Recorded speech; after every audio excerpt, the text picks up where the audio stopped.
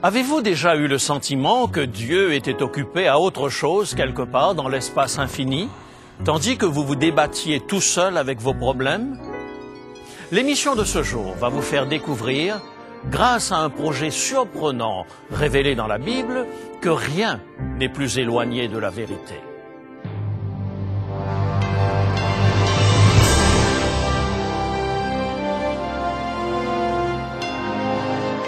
Elle a résisté à l'épreuve du temps. La Bible, le livre de la révélation, est toujours d'actualité dans le monde complexe d'aujourd'hui. Voici, il est écrit. C'est un message de foi et d'espérance que vous présente maintenant José Élysée.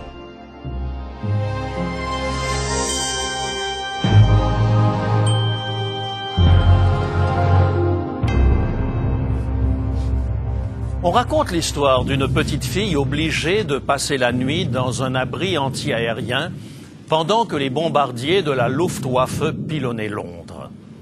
Son père la plaça dans son lit, déposa un baiser sur son front et éteignit la lumière.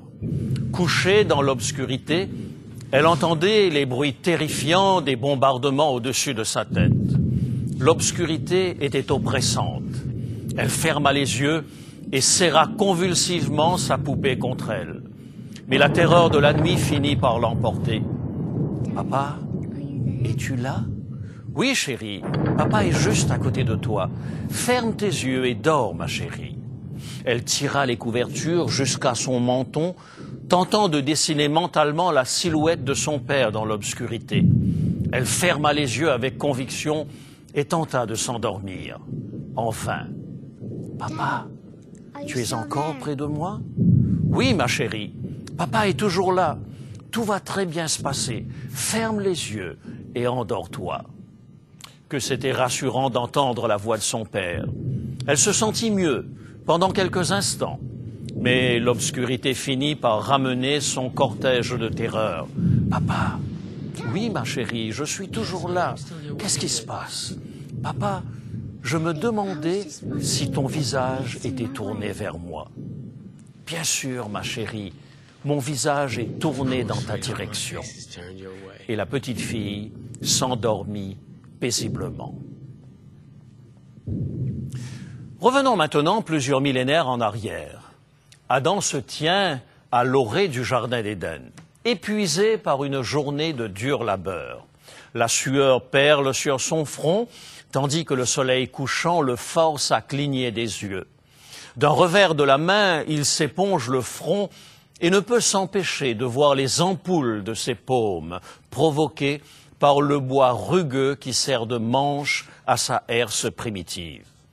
Comment ai-je pu me laisser avoir ainsi? Pourquoi ai-je abandonné un tel paradis pour ne récolter que des cales aux mains?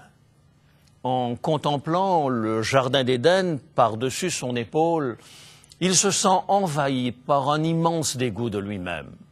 Son potager n'a rien de comparable à la beauté et à la richesse de l'Éden. Il se penche, prend dans sa main une poignée de terre qu'il laisse couler entre ses doigts fatigués. Au lieu de vivre éternellement, il ne serait bientôt plus qu'une poignée de poussière lui aussi. Il avait déjà connu la douleur de rendre à la terre un cadavre, celui de son fils puiné, la première victime du péché. Le pire, c'était le sentiment de culpabilité qui l'envahissait à chaque fois qu'il y pensait. Si seulement il s'était détourné de la tentation et avait dit non à la rébellion contre Dieu. Il regarda à nouveau en direction du jardin d'Éden et une lumière éclatante frappa son regard. Alors il se souvint. Tout espoir n'était pas perdu. Dieu voulait lui rendre ce jardin qu'il avait perdu. Bien entendu, je ne jurerai pas que les choses se soient passées exactement comme cela.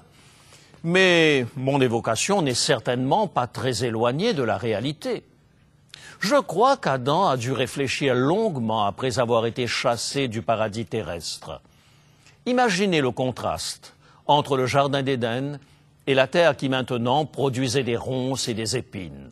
la joie laissant la place à la tristesse et la vie éternelle se transformant en un chemin aboutissant à la mort.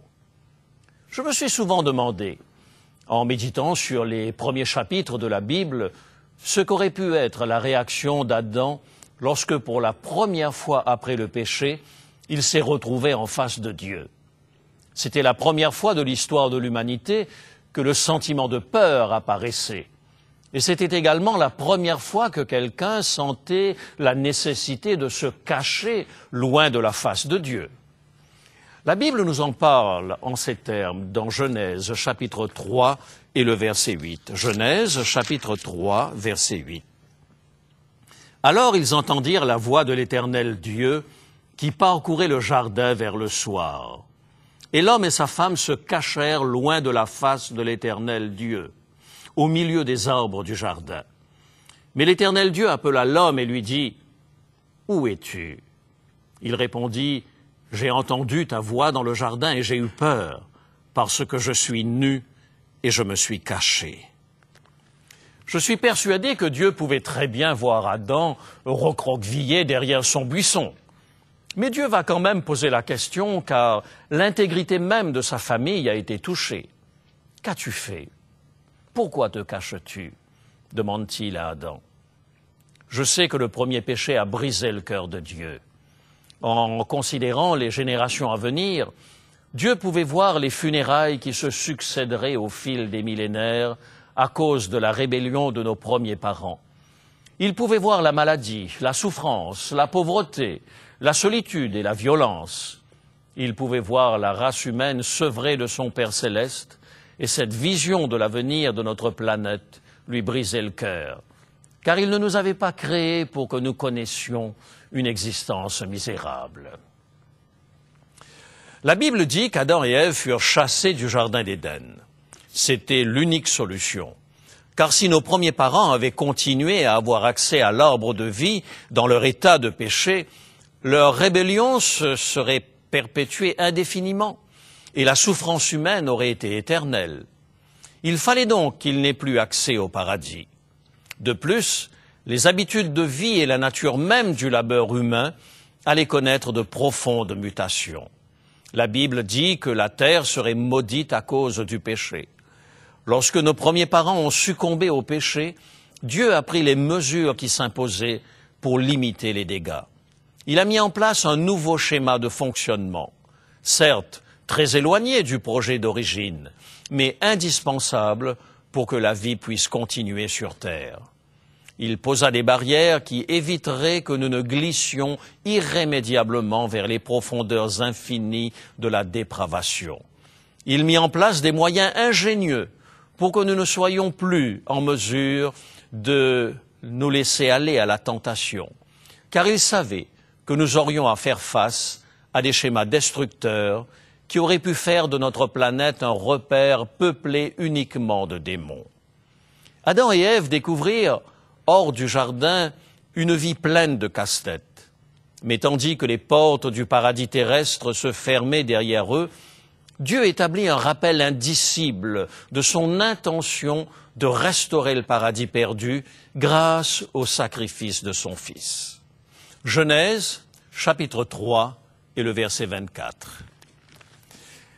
C'est ainsi qu'il chassa Adam et il mit à l'orient du jardin d'Éden les chérubins qui agitent une épée flamboyante pour garder le chemin de l'arbre de vie. Pourquoi Dieu perd-il son temps à poster des anges aux portes de l'Éden? Il aurait été si simple d'ôter le jardin de la terre. Pourquoi se donner ce mal? L'objectif était d'empêcher l'homme d'avoir accès à l'arbre de la vie et de vivre éternellement après le péché. Nous n'avons pas besoin d'un dessin pour comprendre toute la souffrance qu'un être humain est appelé à endurer dans une vie de 70 ou de 80 ans. Qu'en aurait-il été si nous avions dû subir éternellement la souffrance d'une vie toujours identique à elle-même? Je frémis à l'idée d'une méchanceté humaine exempte de limites dans le temps. Un Hitler éternel, ça vous tente? Bien qu'il ait pu simplement faire disparaître l'arbre de vie, Dieu choisit de faire passer un message essentiel à nos premiers parents. Grâce aux 2 anges placés à l'entrée du Jardin d'Éden. Remarquez que le texte ne précise pas que les anges avaient pour fonction d'interdire à l'homme d'accéder à l'arbre de vie, mais plutôt celui de garder le chemin qui y conduisait. Dieu ne rejetait pas la race humaine, mais il mettait en place un moyen pour le sauver. Genèse chapitre 3 et le verset 24. Ce verset semble indiquer que Dieu a établi sa demeure dans le lieu où Adam et Ève pouvaient le voir, comme s'il voulait leur dire qu'ils n'avaient pas perdu le désir de communiquer avec eux malgré leur révolte contre lui. En fait, le mot hébreu, shaken, utilisé ici pour signifier que Dieu a placé des anges dans le jardin, peut être traduit par « il a fait habiter ». En d'autres mots, Dieu n'a pas simplement mis des anges et une épée flamboyante dans le jardin, il a voulu qu'ils demeurent en ce lieu. Je crois qu'il y a ici une intention, car la Bible nous apprend que les chérubins sont des anges qui se tiennent dans la proximité du trône de Dieu. Ézéchiel, chapitre 28, précise que c'est la position occupée par Lucifer, avant qu'il ne devienne le Satan, l'adversaire de Dieu. Il était un chérubin protecteur. Selon la Bible, les chérubins sont de puissantes créatures qui tiennent les postes les plus éminents dans l'univers. En fait, très souvent, Dieu est présenté comme celui qui habite au milieu des chérubins. Prenez par exemple le psaume 80 et le verset 1er. Psaume 80, verset 1er. Prête l'oreille, berger d'Israël, toi qui conduis Joseph comme un troupeau, parais dans ta splendeur, toi qui es assis sur les chérubins. En voici un autre, dans le psaume 99 et le verset 1er. L'Éternel règne, les peuples tremblent, il est assis sur les chérubins, la terre chancelle. À la lumière de ces textes, 2 chérubins placés aux portes de l'Éden sont un indice indiquant que Dieu désire communiquer un message important. Lorsque le peuple d'Israël construisit l'arche de l'Alliance, il la recouvrit d'une plaque d'or massif connue sous le nom de propitiatoire. Et la Bible nous apprend qu'au-dessus du propitiatoire se trouvaient 2 anges ou chérubins qui recouvraient de leurs ailes le propitiatoire. En d'autres mots, ils étaient des chérubins protecteurs, la position que Lucifer occupait au ciel avant sa rupture d'avec Dieu. Dans le sanctuaire de l'Ancien Testament, la présence de Dieu se manifestait littéralement entre les 2 chérubins au-dessus du propitiatoire. C'est ce que déclare le livre de l'Exode, au chapitre 25 et le verset 22. Exode, chapitre 25 et le verset 22. C'est là que je me rencontrerai avec toi, du haut du propitiatoire, entre les 2 chérubins, placés sur l'arche du témoignage. Je te donnerai tous mes ordres pour les enfants d'Israël. L'arche de l'Alliance et son propitiatoire étaient une représentation tangible du trône de Dieu tout au long de la période durant laquelle Israël séjourna dans le désert. C'était en ce lieu que le Dieu infini était le plus proche de son peuple. C'est de ce lieu qu'il donnait ses directives au peuple et qu'il recevait les requêtes de ses enfants. Quel rapport avec les chérubins du Jardin d'Éden? Bien plus grand que vous ne l'imaginez. Rassemblons les pièces du casse-tête. Lucifer était un chérubin protecteur, c'était la position qu'il occupait au ciel avant sa révolte. Dieu est décrit plusieurs fois dans la Bible comme étant celui qui habite au milieu des chérubins. Au-dessus du propitiatoire qui recouvrait l'arche de l'Alliance se trouvaient 2 chérubins. Et n'oublions pas que cette arche était construite selon le modèle que Dieu lui-même avait donné à Moïse sur la montagne.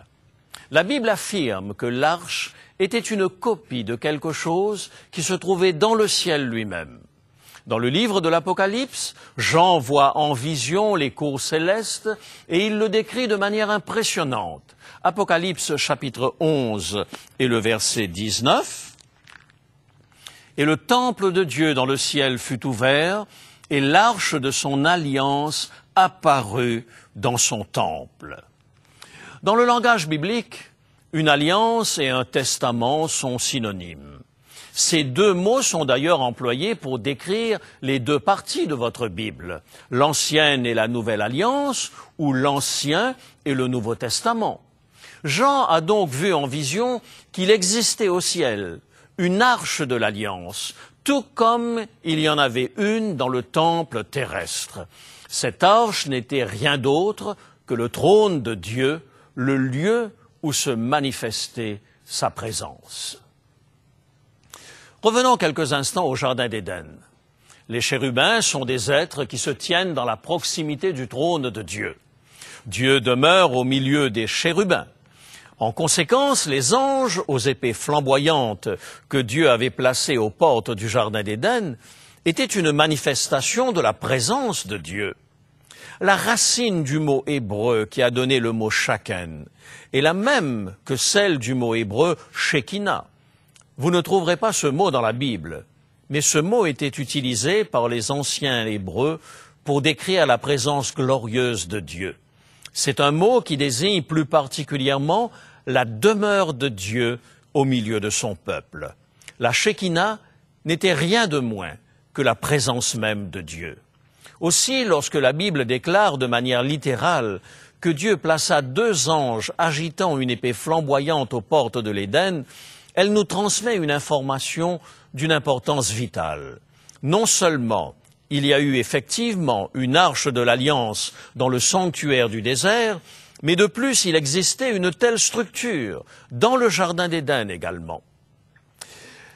Voici ce qu'a écrit le théologien calviniste Hugh Martin à ce sujet, et bien que le vocabulaire soit un peu passé, le texte n'a rien perdu de sa vigueur.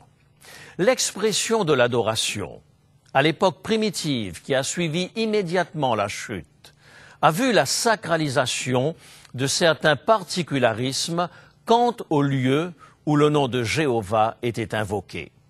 Ce lieu où ces adorateurs s'assemblaient, là où ils apportaient leurs offrandes, là où ils invoquaient son nom par leurs sacrifices, est également le lieu où ils recevaient le témoignage qu'ils étaient acceptés, où ils recevaient de nouvelles intimations de la volonté de Dieu.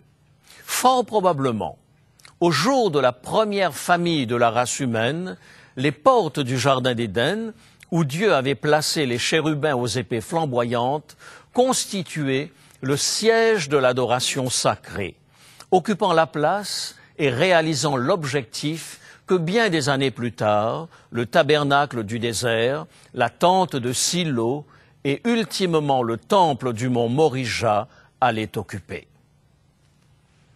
Voici le commentaire des célèbres théologiens Jamieson, Fawcett et Brown sur ce passage de la Genèse.